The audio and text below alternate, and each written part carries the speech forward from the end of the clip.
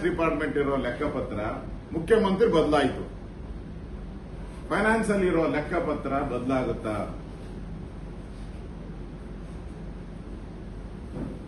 7.64 ಲಕ್ಷ ಕೋಟಿ ಸಾಲ ಇರೋದು. 7.64 ಲ್ಯಾಕ್ ಸಾಲ ಇರೋದು. ನಮ್ಮ ಬಡ್ಜೆಟ್ ಎಷ್ಟು? ಆಸ್ಪಾಸ್ 4 ಲಕ್ಷದ ಒಳಗಡೆ ಮಾಡ್ತಾ ಇದ್ವಿ. 4 ಲಕ್ಷ ನಮ್ಮ ಬಡ್ಜೆಟ್. ನಮ್ಮ ಸಾಲ ಎಷ್ಟು? 7,64,000 ಸಾಲ.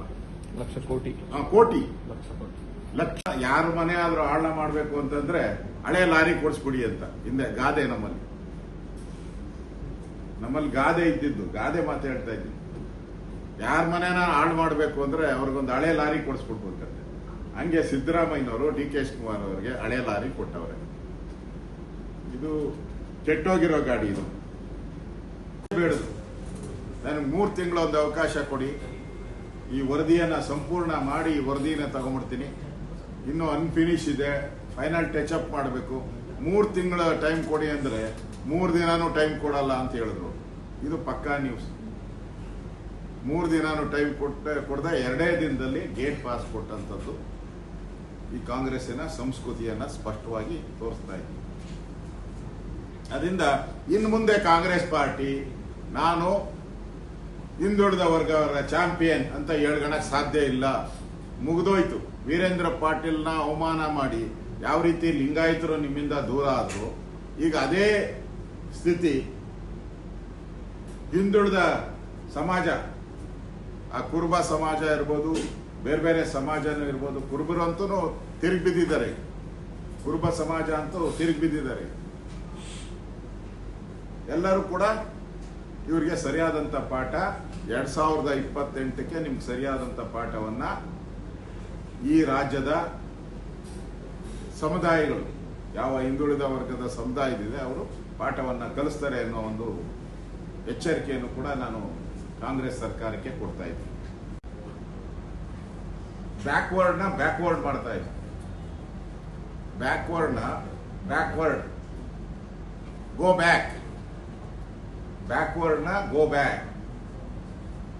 ಈ ಸಂಸ್ಕೃತಿ ಅಡಾಪ್ಟ್ ಮಾಡಿಕೊಂಡಿದೆ. ದೇಶದಲ್ಲಿ ನರೇಂದ್ರ ಮೋದಿಗೆ ಸದಾ ಸವಾಲಾಗ್ತಾ ಇದ್ದಂತ ರಾಹುಲ್ ಗಾಂಧಿ ನಾನು ಬ್ಯಾಕ್ವರ್ಡ್ ಪರ ಅಂತೇಳಿ, ಈಗ ನಾನು ಪ್ರಶ್ನೆ ಮಾಡ್ತೀನಿ, ನೀನು ಬ್ಯಾಕ್ವರ್ಡ್ನ ಗೋ ಬ್ಯಾಕ್ ಅಂತ ಯಾಕೆ ಹೇಳಿದೆ ಅಂದ್ರೆ ಕಾಂಗ್ರೆಸ್ ಪಾರ್ಟಿ ಒಂದು ರೀತಿ ಹಿಂದುಳಿದ ವರ್ಗಗಳ ವಿರೋಧವಾಗಿದೆ. ಈಗ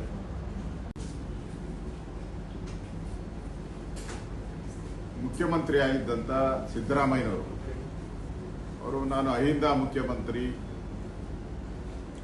ಅಹಿಂದ ನಾಯಕ,